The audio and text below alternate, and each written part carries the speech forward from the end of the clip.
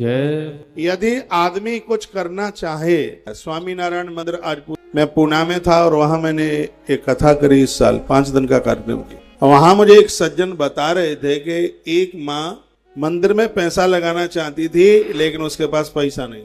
वो बड़ी परेशान रहती थी, कहती कि मेरे पास भी 2 पैसे होते तो इस मंदिर में मैं भी सहयोग कर देती।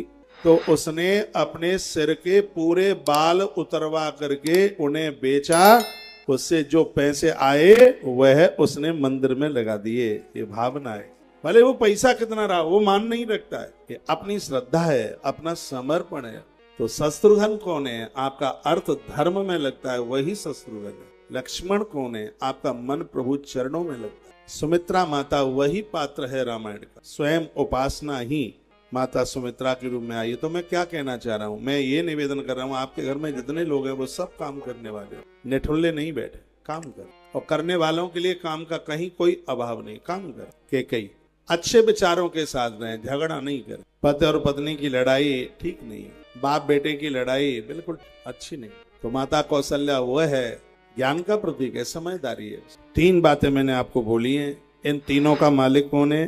ताम पुरीम समहातेजा राजा दशरथो महान ससाम समिताम मित्रो नक्षत्राणीव चंद्रमा। जैसे नक्षत्रों का मालिक चंद्रमा है उसी प्रकार से अवध के मालिक महाराज दशरथ। ऐसे ही दशरथ के दरवाजे पर श्री विश्वामित्र जी महाराज उनके पुत्र को मांगने के लिए आ गए। मुनि आगमन सुना जब राजा, दुआ नंबर 206। जो रामायण लेकर के बैठे हैं पेज खोल लें। रामायण की चौपाइयां तो ऐसे समझ लो जैसे रात को सोते समय एक गिलास गरम गरम दूध। कल मैंने एक बड़ी अद्भुत बात बोली, पता नहीं आप यहीं झड़झड़ा के न चले गए हो। यहाँ से जाने के बाद मैंने इन बच्चों को, जो मेरे मंदिर में जो पूजा में है ना, ये बच्चे 2-3, मैंने इनको कहा कि आज तुमने सुना जो भगवान का दूध का भोग लगाता है उसको मंदिर में प्राण प्रतिष्ठा करने का फल प्राप्त होता है। ये रात को मैंने बोली 10:30 बजे बात। मैंने कहा ये कभी एब्सेंट मत होने देना है।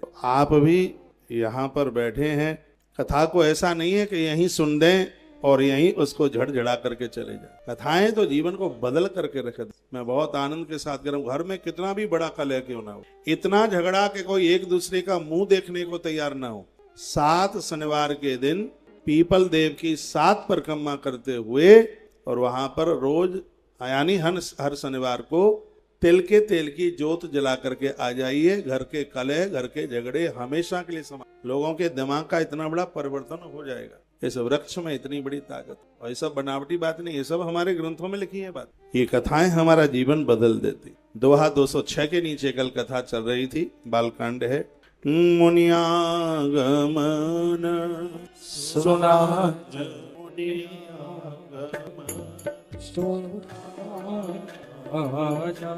मिलन गए वे प्रसमा।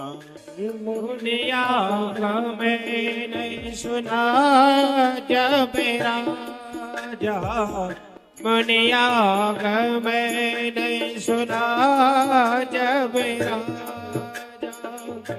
मिलन गए ओले वे प्रसमा जा। सुना जब राजा, मिलन गयो ने वीर समाज। ब्राह्मण देवताओं को साथ में लेते हुए आपके घर में 8 दिन 15 दिन में 1 महीने में ब्राह्मण के चरण पढ़ने ही चाहिए। घर में इसके चरण पढ़ने से घर में पितृ दोष नहीं रहता, ऐसा गरुड़ पुराण के अंतर्गत लिखा। आपके घर में तुलसी की पूजा होती है, इससे भी पितृ दोष नहीं रहता। आपके घर में महादेव की पूजा होती है, उससे वास्तु दोष नहीं रहता। जन्म पत्री में कितना भी बड़ा कोई ग्रह प्रतिकूल होकर के बैठा हो, भगवान महादेव को घर में पूजने से सब दोष समाप्त हो जाते हैं, ऐसा मत्स्य पुराण के अंतर्गत। तुलसी परम वैष्णव की पहचान है। घर में तुलसी का पूजन, गौ माता को 1 रोटी, एकादशी का व्रत और प्रत्येक दिन गंगा माँ का आचमन, ये 4 चीजें ही हमें हरि भक्त बना देंगे।